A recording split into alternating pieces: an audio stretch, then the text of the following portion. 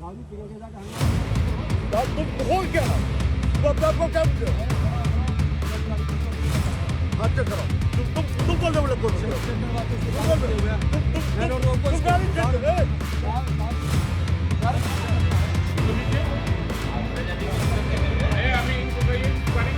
आप क्यों चेक करने वाले कौन होते हैं?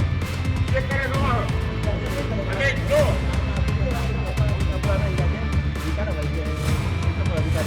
यहाँ आए हुए हैं बीजेपी का काम करने के लिए। बीजेपी दीवारी हो यार।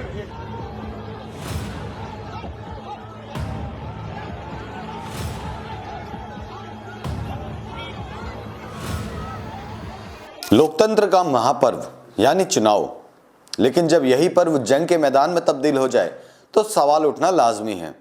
बिहार विधानसभा चुनाव के पहले चरण की वोटिंग आज हुई, लेकिन कई इलाकों से जो तस्वीरें सामने आई हैं वो लोकतंत्र को शर्मसार कर रही हैं।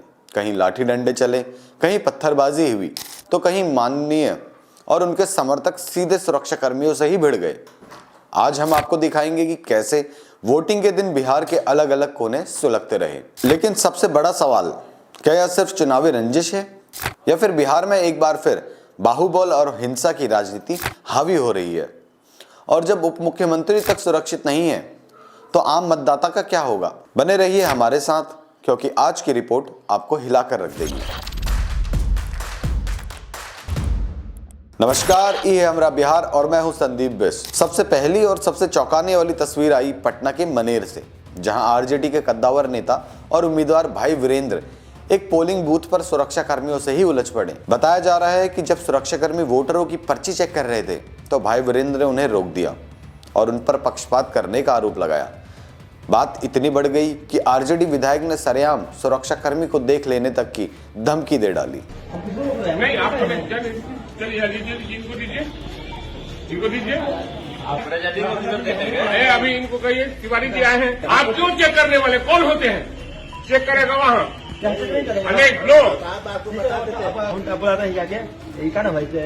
सेक्टर पदाधिकारी को बोले हम यहाँ आए हुए हैं बीजेपी का काम करने के लिए। बीजेपी दीवारी हो यार। सेक्टर पदाधिकारी बता दीजिए तो आपको दिखाया कि सेक्टर पदाधिकारी हमको बताए थे कि यहाँ पर चेक करके ही अंदर जाने दीजिए। बात नहीं होगा। इस घटना का वीडियो वायरल हो गया और चुनाव आयोग ने इस पर संज्ञान लिया है। सवाल यह है कि अगर उम्मीदवार ही कानून को हाथ में ले लेंगे तो निष्पक्ष चुनाव कैसे संभव होगा? अब बात करते हैं उस घटना की जिसने पूरे बिहार की सियासत में उबाल ला दिया है। लखीसराय में बिहार के उप मुख्यमंत्री और बीजेपी के उम्मीदवार विजय कुमार सिन्हा के काफिले पर हमला हुआ। जब उनका काफिला खुडियारी गांव से गुजर रहा था तो कुछ लोगों ने उन्हें घेर लिया और मुर्दाबाद के नारे लगाते हुए उन पर चप्पलें फेंकी। इस हमले का आरोप सीधे सीधे आरजेडी समर्थकों पर लगा है।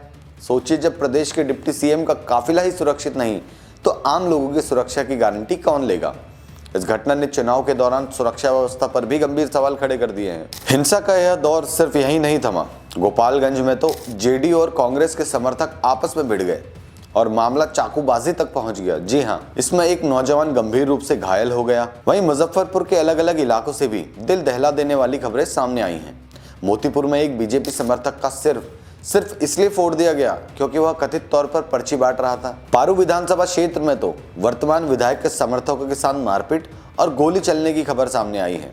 ये घटनाएं दिखाती हैं कि जमीनी स्तर पर तनाव किस हद तक बढ़ चुका है। इन बड़ी घटनाओं के अलावा सारण में मांझी के महागठबंधन के प्रत्याशी पर हमले की कोशिश हुई, तो वहीं दरभंगा में वोटिंग के दौरान 2 गुटों में पत्थरबाजी की घटना सामने आई, जिसके बाद पुलिस ने 2 लोगों को हिरासत में लिया है। ये छोटी छोटी घटनाएं मिलकर एक बड़ी और खतरनाक तस्वीर बनाती हैं, एक ऐसी तस्वीर जहां लोकतंत्र पर बाहुबल हावी होता दिख रहा है। तो देखा आपने कैसे बिहार चुनाव के पहले चरण में ही जगह जगह हिंसा और टकराव की तस्वीरें सामने आई हैं।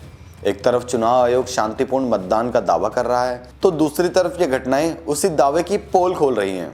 सवाल ये है कि क्या आने वाले चरणों में स्थिति सुधरेगी या यह तनाव और बढ़ेगा? बिहार चुनाव की हर एक खबर पूरी सच्चाई के साथ देखने के लिए हमारा बिहार को अभी सब्सक्राइब करें और इस वीडियो को ज्यादा से ज्यादा शेयर करें ताकि लोकतंत्र की आवाज बुलंद हो सके। देखते रहिए हमारा बिहार। धन्यवाद।